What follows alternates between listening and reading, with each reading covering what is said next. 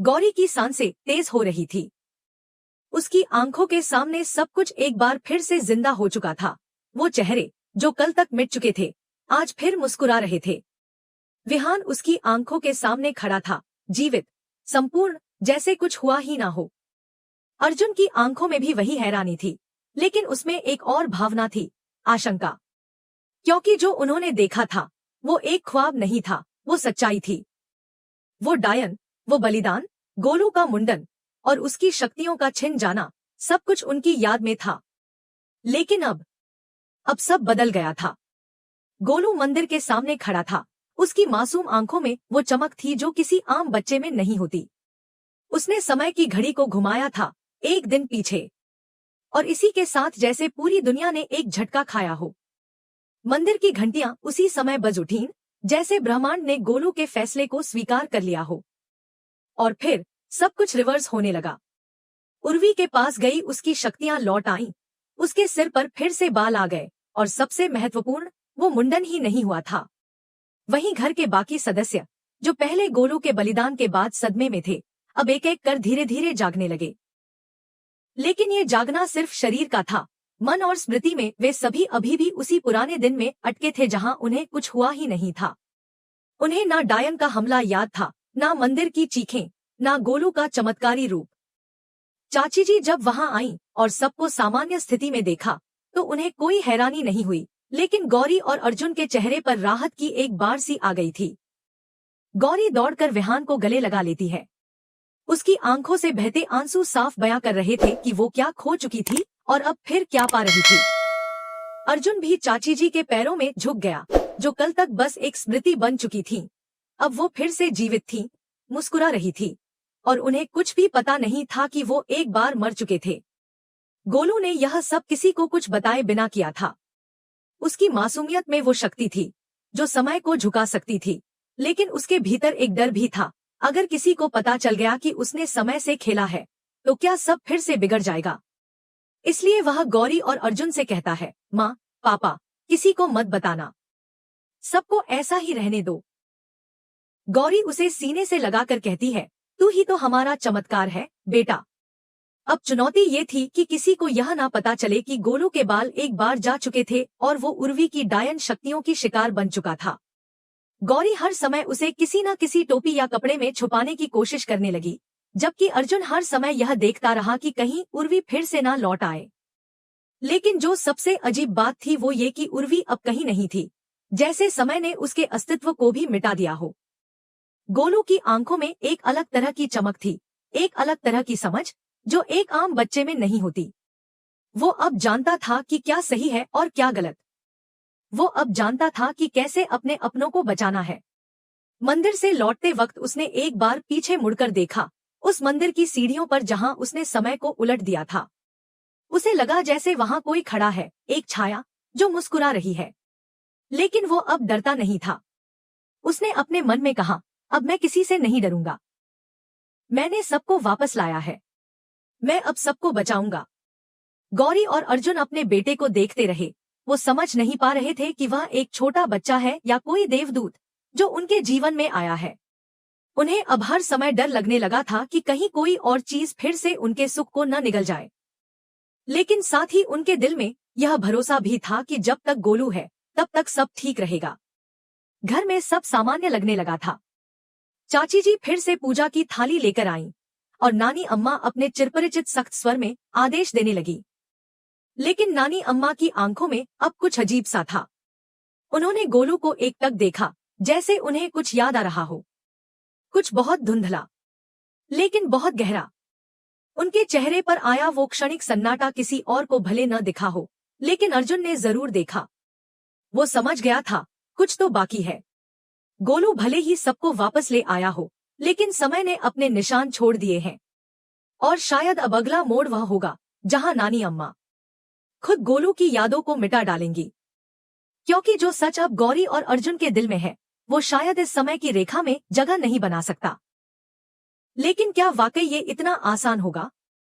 गोलू अब भी मुस्कुरा रहा था, लेकिन उसकी आंखों में एक अजीब सी चमक थी।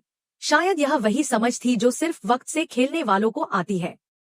गोलू की जादुई घड़ी ने जैसे ही समय को एक दिन पीछे घुमाया, पूरा माहौल बदल गया। गौरी और अर्जुन मंदिर के सामने खड़े थे, जहां गोलू उन्हें लेकर आया था। मंदिर की घंटियों की आवाज अब वैसी नहीं लग रही थी जैसी पहले थी। वह पल जैसे किसी चमत्कार का हिस्सा बन चुका था। पीछे मुड़ा वक्त अब एक नई शुरुआत लेकर आया था। गौरी और अर्जुन की आंखों में खुशी और हैरानी दोनों थी, क्योंकि वे देख रहे थे कि सब कुछ पहले जैसा हो गया है, वो भी बिना किसी त्रासदी के। गोलू के बाल वापस आ गए थे और उसके चेहरे पर मासूमियत के साथ वो पुरानी मुस्कान लौट आई थी। उस घड़ी की ताकत ने न केवल समय को बदला था, बल्कि एक पूरे परिवार को फिर से जीवन दे दिया था। अर्जुन ने गौरी से कहा, देखो, ये वही चाची जी हैं जो हमारे सामने खत्म हो चुकी थी, अब फिर से जिंदा है।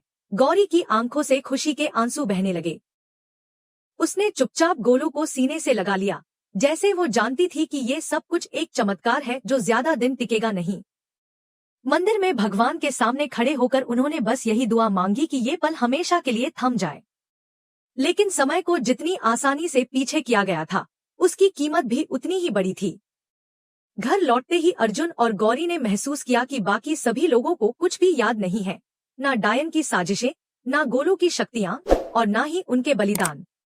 गौरी ने गोलू को किसी की नजर से छुपाकर अपने कमरे में ले जाने की कोशिश की, ताकि कोई उसकी पहचान ना कर पाए, क्योंकि सबको यही लगता था कि गोलू का मुंडन होना अभी बाकी है, जबकि उन्हें पता था कि एक दिन पहले ही वो सब कुछ झेल चुके हैं।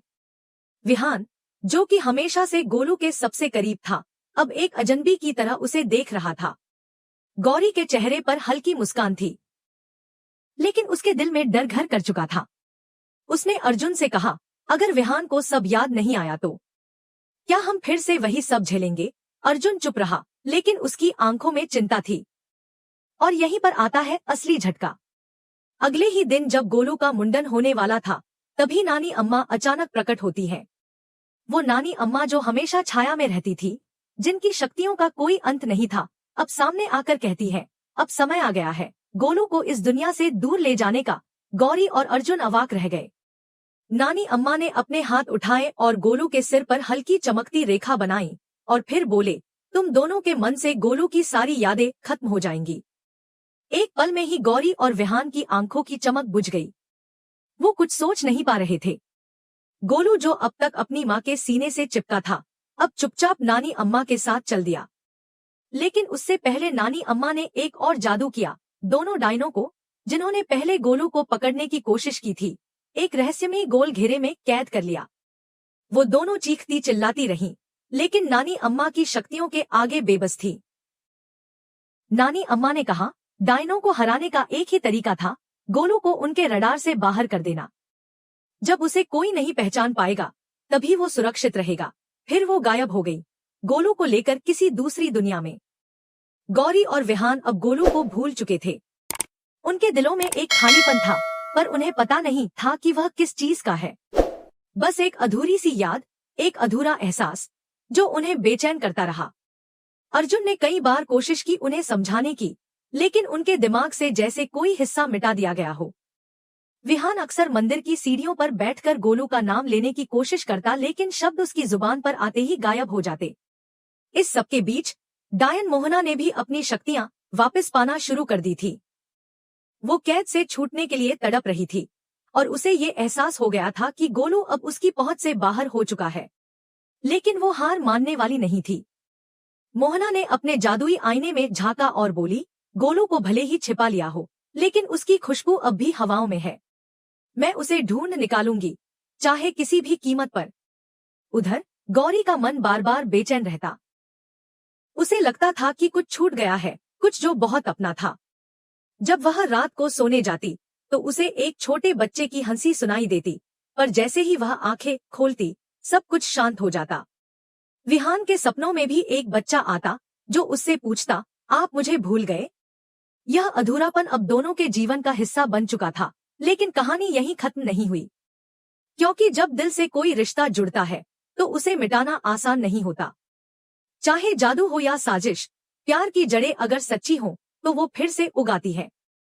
गोलू भले ही अब उनके साथ ना हो, लेकिन उसकी यादें वक्त के साथ फिर से पनपेंगी, और तब आएगा अगला तूफान।